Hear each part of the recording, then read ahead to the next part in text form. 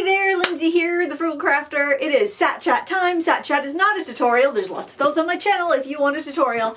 Sat Chat is the weekly wrap-up where we just kind of catch up and hang out with the community. So I hope you're having a good week.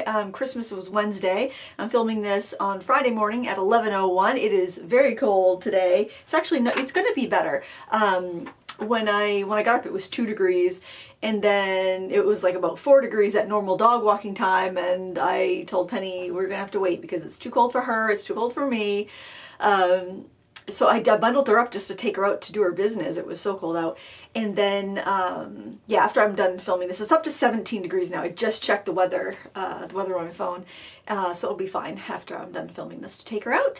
But oh my word, I swear, I need to write down the saga of the last 30 days of my life and submit it to Hallmark for their next year's Christmas movie filming, because it is a saga worthy of a Hallmark movie. I am not even kidding you. But of course, happy ending, right? Hallmark movies have a happy ending, and so did and so has this month. On Christmas Eve, like I mean, like, this is just like something you would see seriously in a Hallmark movie. Christmas Eve, a deal went through and somebody bought the radio station that my husband works for, so all their jobs are saved and they're all going to be employed after the 31st. So that was just really, really exciting. There was a lot of coverage on the news stations about it. Some people had actually messaged me about it because the owner of the station, the former owner, is Stephen King, the horror novelist, and he was gonna just kind of close it at the end of the month. He's owned it for a long time, and just local radio is tough. It's tough, and it's a multi-station thing. Anyway,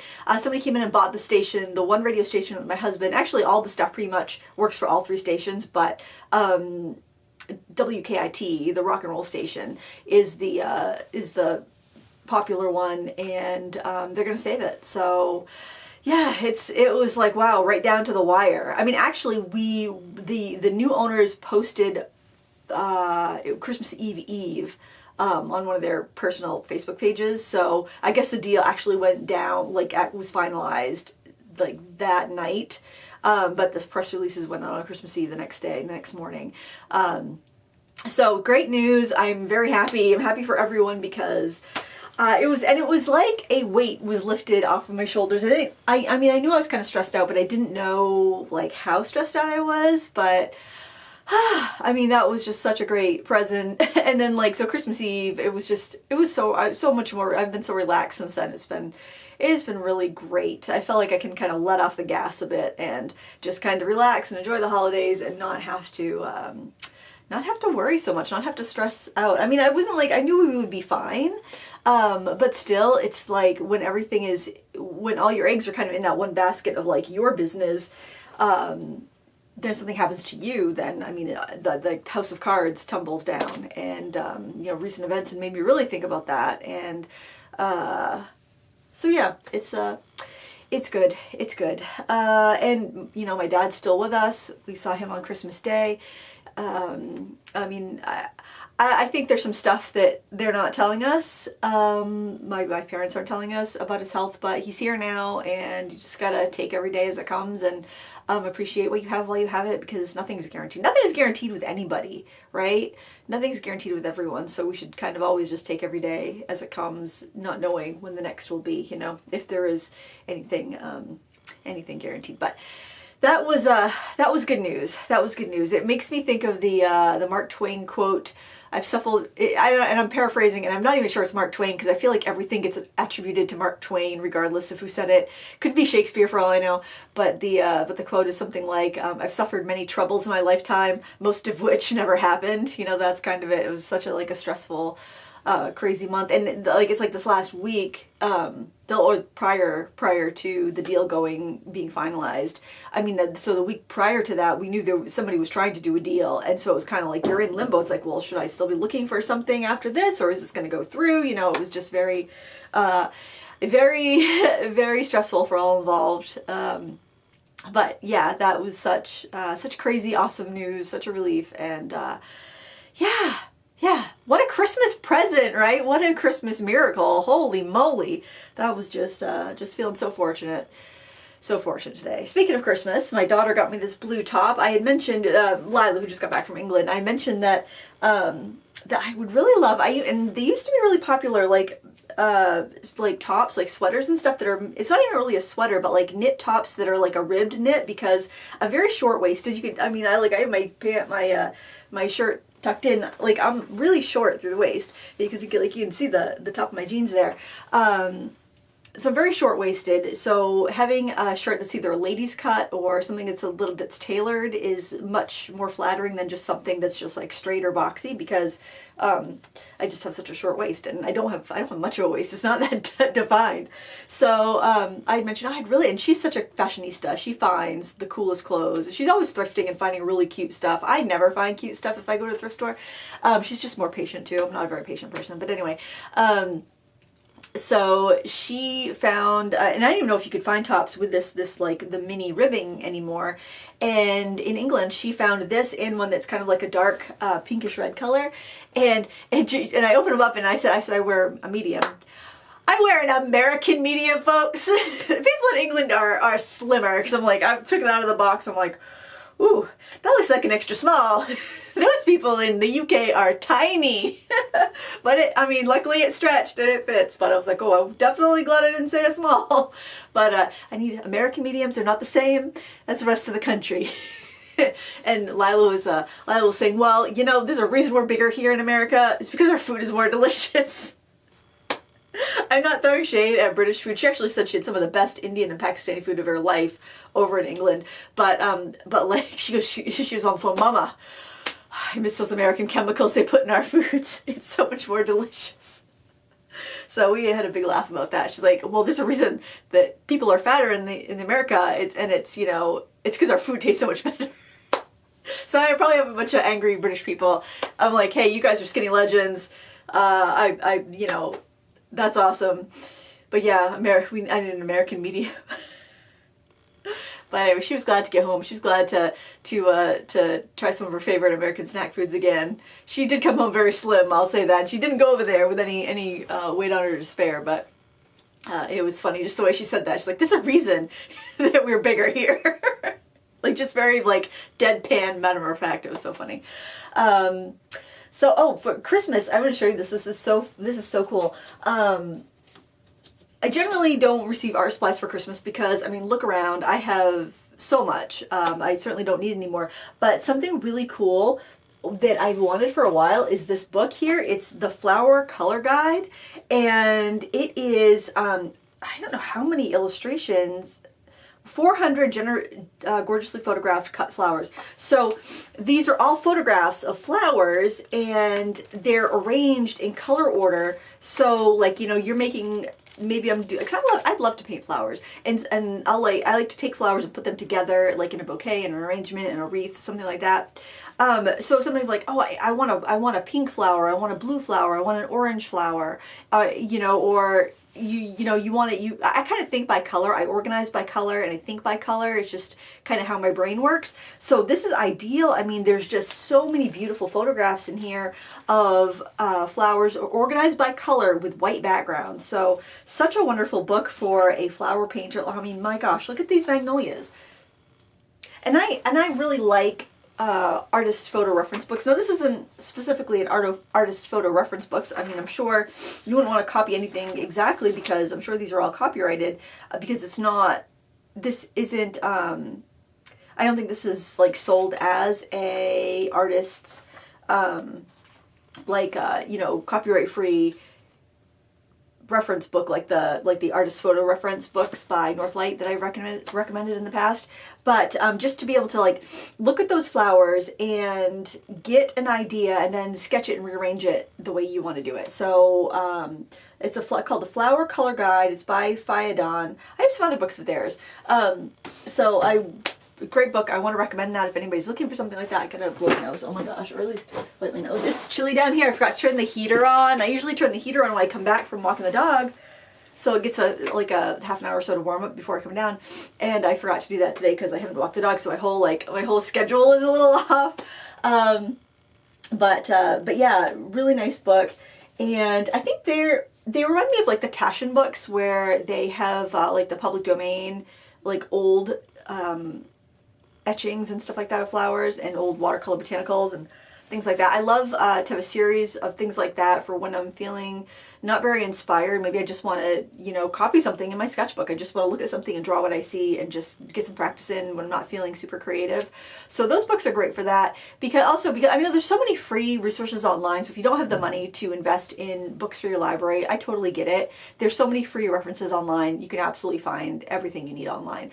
But for me, or I kind of tend to get distracted when I go online. It's like, oh, okay, I'm going to go find this reference photo, but first I'm going to check my email, or I'm going to go respond to students in Teachable. I'm going to, you know, I'll just do the rounds real quick. But then before I know it, I've gotten distracted, and then maybe I'm shopping for something. You can't shop for things in a book. You can't like be lured to Blick or Amazon and start like, oh, I wonder about this product. You know, you will, I don't know, I have an easier time staying on track like that. And then, I mean, sometimes we lose the power and there's nothing else I can do. When we lose the power, we have a generator, but I can't go online. So, I mean, I could on my phone, but I can't really do my work from my phone. I mean, I could if I had to, but it's not ideal. So, you know, if we have a power outage, then I've got this kind of like excuse or permission to just do what I want and not work. So then having a book like this, I can sit in front of one of the big windows, obviously with a generator so I can turn lights on, but it's too loud if I have the generator on to do any filming. And also the lights down here would flicker a bit because I've got too much lighting. I wouldn't put this many lights on with the generator because it will flicker a little bit. I can't film. So even if I was going to voice it over later, so I like to have reference material like that, and I have a full bookcase. It's all my art reference material that I've selected over the past few decades. I have reference file folders, the accordion file folders. Oh, this is a tip that I got from my art teacher when I was really young, because she had these huge filing cabinets like built into the wall, and whenever she had a magazine and it had like a great like landscape photo or flower photo or still life or animal, she would clip it out, and she had everything organized by subject. And that's, you know, when I needed a picture of a tiger, she would go find me a reference photo of a tiger. And so I do that on a smaller scale. I have just little accordion file folders, and I mean, you don't get magazines like you used to, but if I do see something that's really inspiring, we'll clip it and throw it in there for kind of an idea. Then I'll try to either find something that's commercial use that I can use, or I'll change it up so it's not recognizable to that photo. I'm just kind of like getting colors from it or getting a little bit of a composition from it, but I'm kind of going from other photos too, or from my imagination, so I don't end up violating copyright. But still, for your own personal practice, it's a really great way to, you know, to learn. And oh, this is really cute. My sister got me this set of tea, and look at the tin that it's in. It looks like a book. Isn't that really cute? But it's a tin, and it's from TJ Maxx. And look at that. And inside there's like a little, the divider's cardboard, that will come out, so you actually just have an open tin that you could use for art supplies or whatever. But all of these little, I've already busted into the Earl Grey because I prefer black tea, and the other ones are green teas. But I do like green tea. I just don't, I drink it at different times of the day. It's like, it's got caffeine, so I can't have it super late. I like my tea in the morning. I like to have black tea in the morning. So if I have a green tea, I really can't go after like 1 or 2 p.m. with the green tea because it's still caffeinated, and I'll have that with just water. But like my black tea, I like to put some soy milk in it. And so those are really pretty, but I tend to not to drink tea at that time of day, so I just got to get in the habit of it. But they say botanical arts on them. The envelopes are so beautiful. My husband's a big green tea drinker, so I might actually take all the teas out of the envelopes and just like write on like a Ziploc what the tea is, so I can have little envelopes. But I did save the 2 envelopes from the teas I've already drank. Look how cute. How cute would that be on a card? Because I do a lot of floral themed cards, and we could like, you could open that up because the artwork's on the front, so you could open it up and tuck something in it, or just use it as is. That, like, you could put a bookmark in that, like tuck a bookmark in there, kind of sticking off the top, kind of glue it on from the back. I just think that's so cute. Yeah, so I'm kind of excited that for the art purposes of it. She also got me this set of, it's 10 canvases and 10 easels. They're little canvas boards, and once, I've had some of these before, not this brand, but I've had little canvases with little easels before, and I did little ornaments once where I took famous paintings and I used paint markers, like the acrylic markers that are all the rage right now, and you can find them really inexpensively. And I just did like kind of like a little Mona Lisa and the Scream and I did a little Starry Night and glued them to the canvases and then put a ribbon on them and hang them on a Christmas tree. So, or you could just have them just like that and make little knickknacks. So thought something like that might be kind of fun to actually pick away at over the year, and at the end of the year you'd have 10 ornaments done. And then and I probably wouldn't necessarily do Christmas themed. I would do whatever. Like, I love the idea of doing like famous paintings, but miniature, because everything tiny is cute. And then what a cute gift that would be for somebody that's like, maybe they play American Girl dolls, or maybe they're just like art aficionados and you can give them that and they can hang it on their tree or put it on a ledge as a knickknack or something.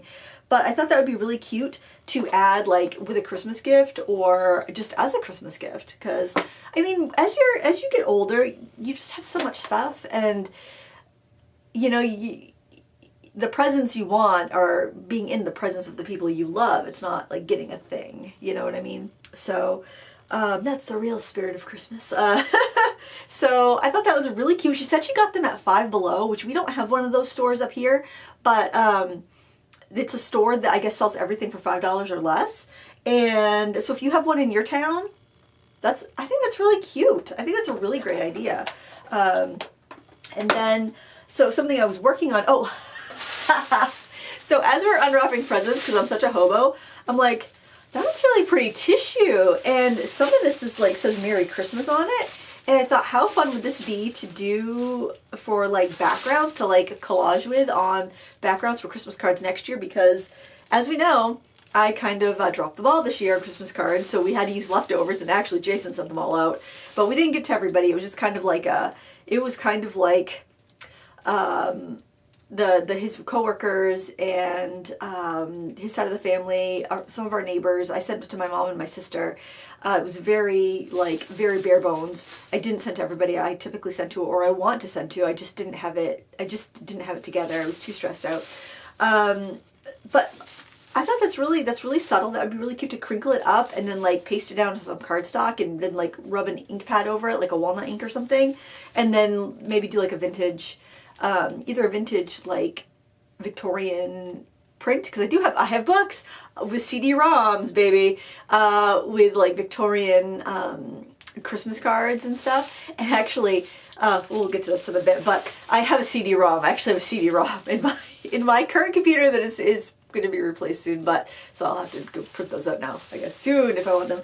But also there were these like really pretty metallic foils, and just like with like gold and swirl, and then they're like plied. They're like 2-ply, and is it 2-ply? Or the back is silver and the front is gold, and I don't know, I think that might be kind of fun to work with. Anyway, I saved them.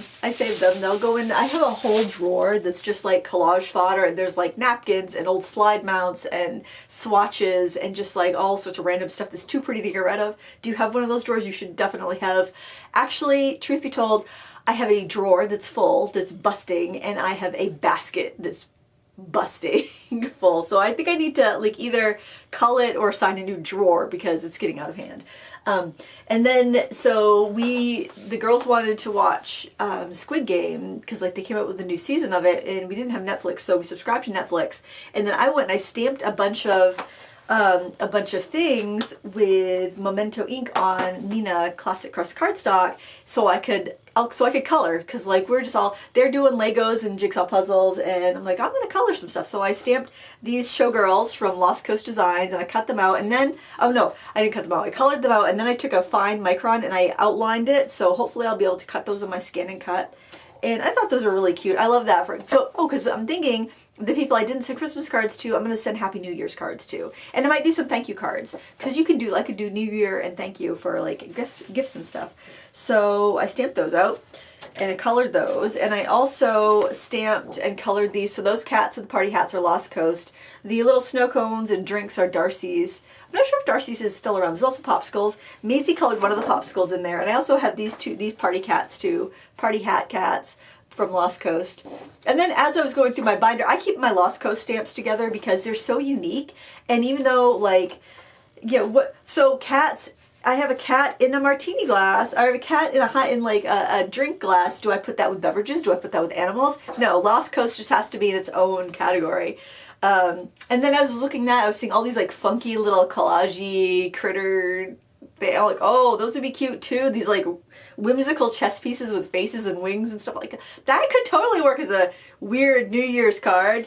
I love sending cards for unexpected occasions because there's no expectation. You know, with a Christmas card, I feel like there's a certain expectation. A birthday card is a certain expectation. But like New Year's, Happy New Year's, I never get Happy New Year's cards. So it's such an unusual card to get an event to get a card for nowadays because everyone's just sent Christmas cards, so they're probably not going to send both.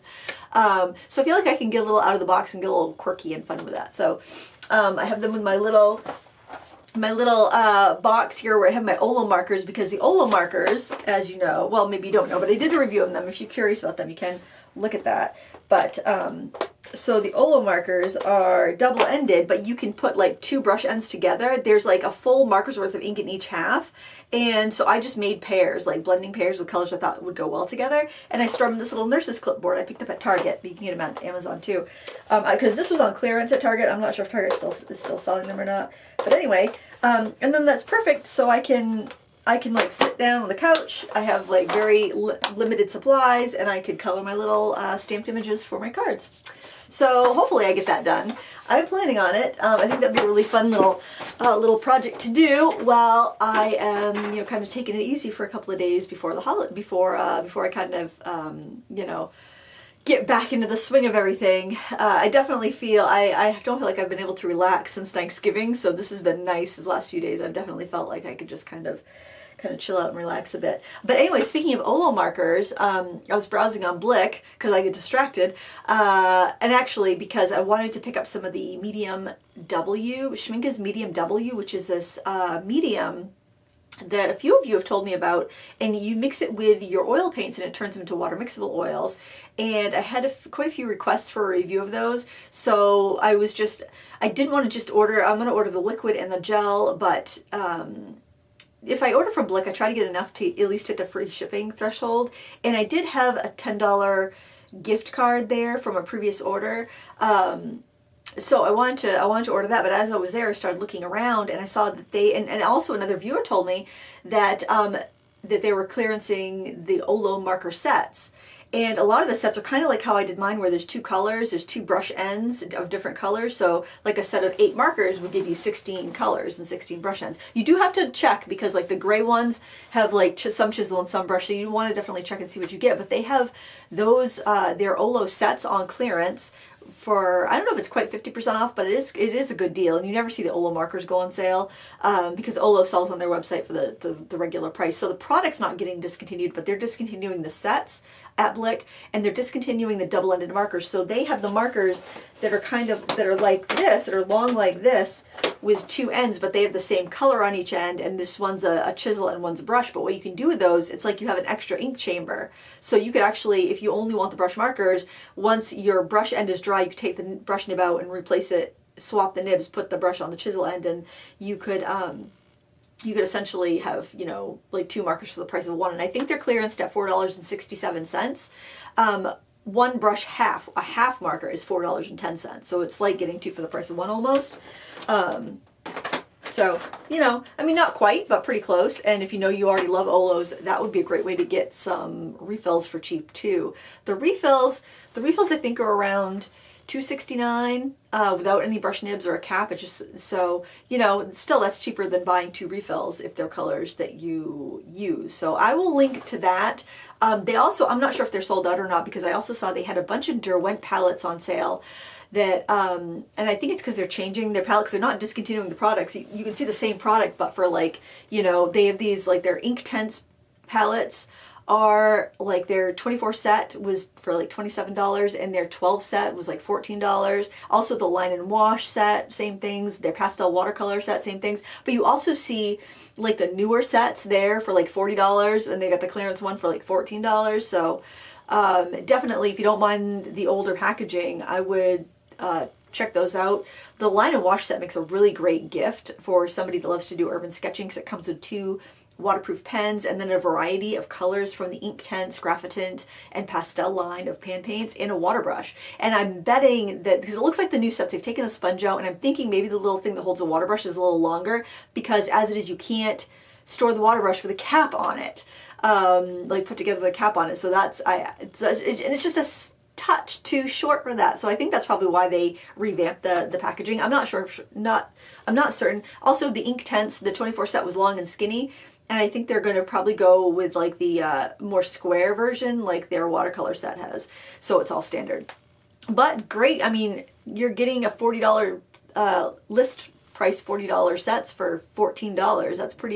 That's pretty remarkable if you want those products. And if you have the pastel set, I have to say this, every time I mention this pastel set, and I already have a backup or I would have ordered one, the pastel watercolors go really good with cotton watercolors. I don't know why those two work really well together, but the texture of their pastel watercolor paints, how much time do I have left? I have a couple minutes, are kind of like the texture of the ink tents are very kind of dry. I wouldn't say chalky, because for a pastel paint, they're still pretty transparent. But anyways, they're kind of, but when you mix them with the cotton watercolors, which are a little bit gelatinous once you get them wet and get them going, something about those two paints mixing works really well. So I love to use my pastel Derwent watercolors with my Cotman watercolors from Winsor Newton, or the Phoenix Arts watercolors, because they're the same thing. Allegedly, I use them side by side. I think they're identically the exact same thing. I think they're who's making those paints now. But great combination there. If you have those two paints, or if you're thinking about it and you already have Cotmans, they're a really great combination, because the range of colors in the pastel, those 12 pastel colors, are very different than any of the paints in the Cotman range. And they're not chalky though. They're not silty like some pastel colors. They're really cool. They're probably my favorite pastel set. There's just only 12 colors. So it's like, they're good. They're good. I recommend.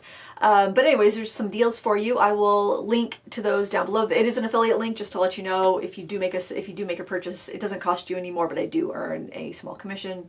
FYI. Oh, and speaking of affiliate links, did you hear about the big scandal? So that web, I don't know if you've ever heard of the company Honey. It's like a browser extension that's supposed to look for coupon codes when you're shopping. Well, so there's so many parts of the scandal, but the part that would be concerning to you as a customer is that it's in cahoots with a lot of these websites, and it will not show the lowest price. The websites can pay them to show like a 5% or 10% or no coupon whatsoever, even if the coupons exist, and it will block those coupons. And not only that, but like say you have Honey installed and you clicked on one of my affiliate links or one of your other favorite YouTubers. I'm not saying I'm your favorite. I don't know. Maybe I am. But you click on somebody else's affiliate links. If you click the Honey button to see what the coupons are, it replaces the YouTuber's affiliate link with their affiliate link. So even if there's no good coupons and you can't get a deal, they will get credit for the sale and they'll get all the commission from that. So it's quite a big thing going around. I figured that's how Honey worked, that they were an affiliate type thing and they got affiliate money. That's why they share the deals, so they can get the commission. But yeah, it's erasing other people's commission and it's not showing the customers the best deal, and that's why they sign up for it, so they can get the lowest price on stuff. So yeah, if you use that, you might want to think about deleting it, because you're probably missing out on better deals that you can just take a 5-second search for. But anyway, that's what's going on here. Kind of an interesting, crazy month, week, but all is good, all is well. I hope you're having a good holiday season, and Happy New Year. Until next time, happy crafting. Bye.